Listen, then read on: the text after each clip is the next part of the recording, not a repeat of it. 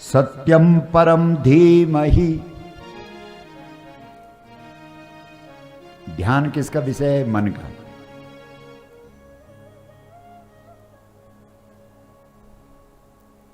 और श्रीमद् भगवद गीता में श्री कृष्ण कह रहे हैं, श्री कृष्ण के सामने अर्जुन कह रहे हैं, चंचलम हि मन कृष्ण। हे कृष्ण, मन बहुत चंचल है, कोई दवाई है इस मन को ठीक करने की?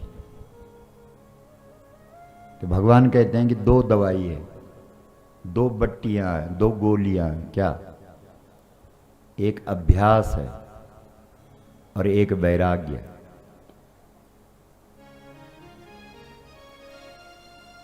अभ्यास वैरागाभ्याम तन निरोधा।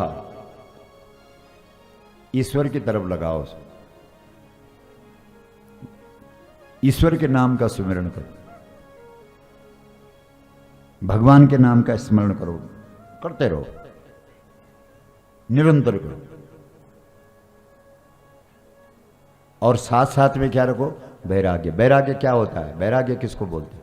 वैराग्य का मतलब होता है इस बात का ध्यान रखो कि दुनिया यार सब खत्म हो जानी है।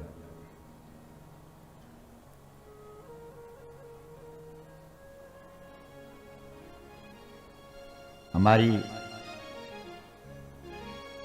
अपने प्रधान जी हैं, पूर्व प्रधान जी, पूर्व भी होंगे अब तो, जगमोहन जी, इनकी माता जी हमारी बहुत अच्छी गौ भक्ता थी कि नहीं? अरे हाँ ना बोलो, जब देखो मुस्कुराते रहती थी, नहीं? और खास करके हमसे तो बहुत लगाव था। वृंदा जी अभी कुछ समय पहले उनका शरीर, ये मुझे पता लगा, छूटा। लेकिन जब जब जब उसका शरीर अचानक एक दिन तकलीफ हुई और शरीर छूट गया, निश्चित रूप से उसका मन, उसका चित्त, उसका ध्यान कहीं ना कहीं गुरु जी की बातों में था।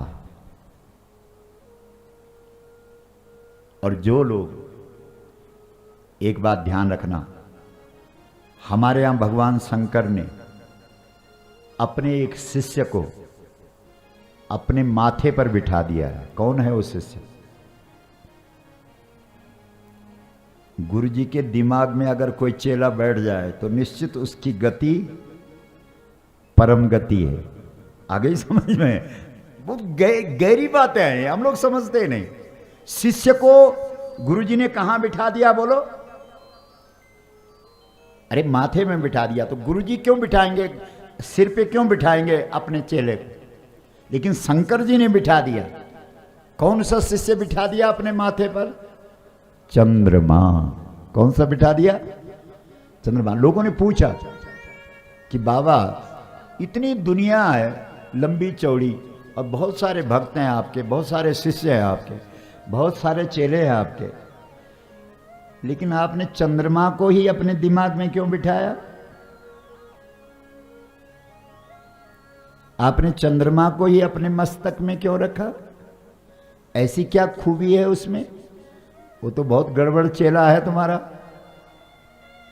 चंद्रमा की जो कहानी है वो बहुत गड़बड़ है।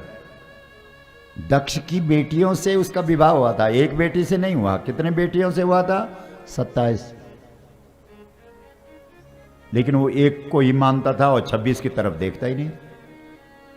तो बेचारी शिकायत करने गई अपने पिता के पास, दक्ष के पास, कि किसके साथ आपने हमारी शादी करवा दी, वो तो हमको देखता ही नहीं है। तो फिर दक्ष ने चंद्रमा को बुलाया, बोला ए जवाई इधर आ, तेरा खोपड़ा खराब है क्या? एक बेटी के साथ थोड़ी तेरा विवाह हुआ, 27 के साथ हुआ। 27 को पूरा ध्यान रख, नहीं तो मेरे से बुरा नहीं होगा कोई। तो वहां पे बोले हाँ ससुर जी, हाँ ससुर जी। उसके बाद गए, वही पुराना व्यवहार, वही एक रोहिणी से प्यार करे, बाकी 26 को नकार दे। वो फिर गई अपने बाप के पास, दक्ष के पास, बोला वो अभी भी नहीं सुधरा, पिताजी नहीं सुधरा। फिर दक्ष ने कहा तू नहीं मानेगा ना, तू नहीं मानेगा ना, जा मैं तुझे श्राप देता हूं, तुझे 6 रोग हो जाए। टीवी, और ससुर जी के श्राप से जवाई धीरे धीरे सूखने लगा। सुन रहे हो? जो टीवी का रोग ऐसे तो करता है, धीरे धीरे बेचारा बिस्तर पर लेट गया। अब फिर गई वो 26, फिर गई पिताजी के पास। बोला पिताजी नुकसान तो हमारा ही कर दिया आपने। ये बेटियों का भी क्या कहना, क्यों? फिर पहुंच गई। बोला आपने तो बहुत गलत किया, हमारे पति को जो है वो क्षय रोग कर दिया, वो तो बेचारा सूख रहा है, अब क्या होगा? तब दक्ष ने अपनी बेटियों को कहा कि अब तो शंकर जी ही उसका कल्याण कर सकते हैं। तब चंद्रमा, जहां आज सोमनाथ है, वहां गया और शंकर जी के आगे रोया।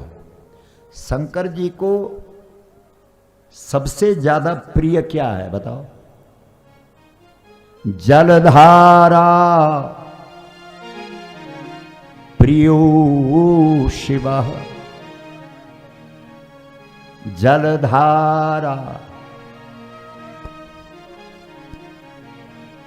जब तुम्हारे नेत्रों से जल की धारा गिरे, समझ रहे हो? पानी मंदिर का, लोटा मंदिर का तुमने चढ़ा दिया, बड़े खुश हो गए, हमने भी शिव जी को पानी चढ़ाया। नहीं नहीं, जलधारा।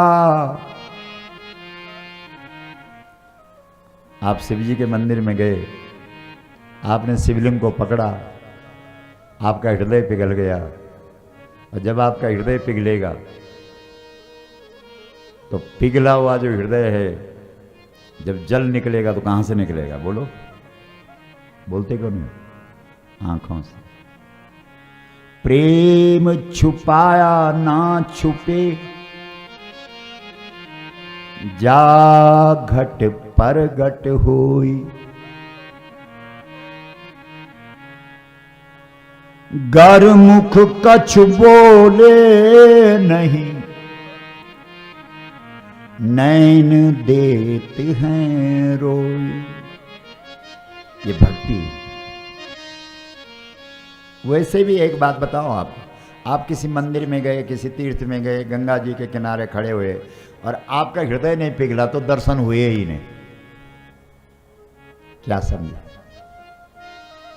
कल्प केदार में बैठ करके, ये तो बहुत दिव्य स्थली है, तो सामान्य जगह थोड़ी है।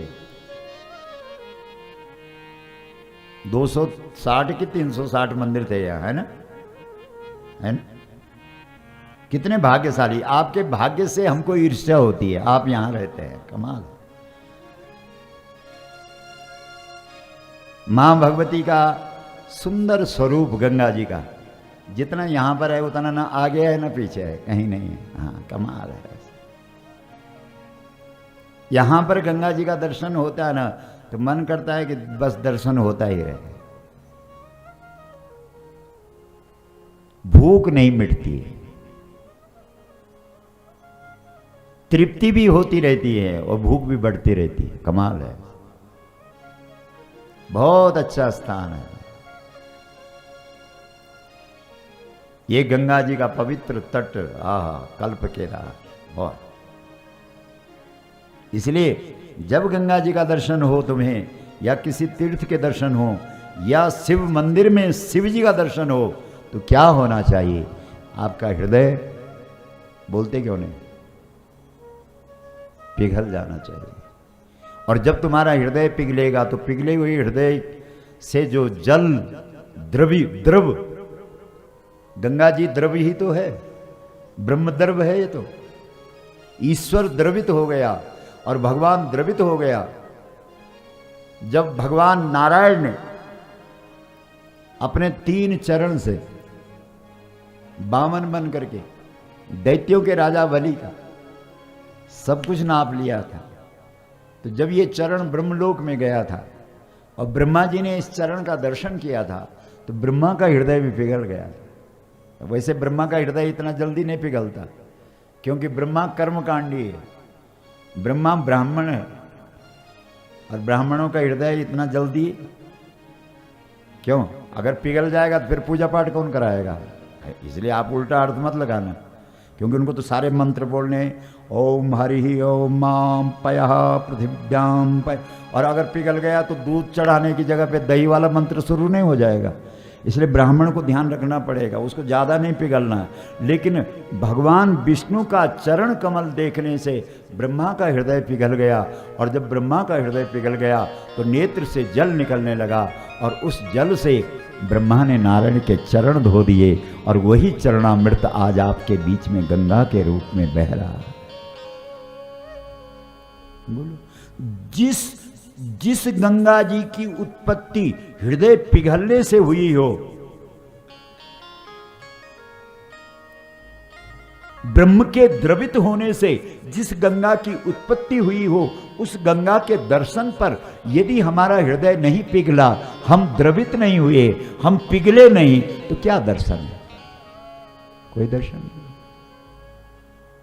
बोलो, 8 साल बाद ये कथा यहां पर आई कल्प केदार में, आपको तो यहां पर आते ही पिघल जाना चाहिए। वाह,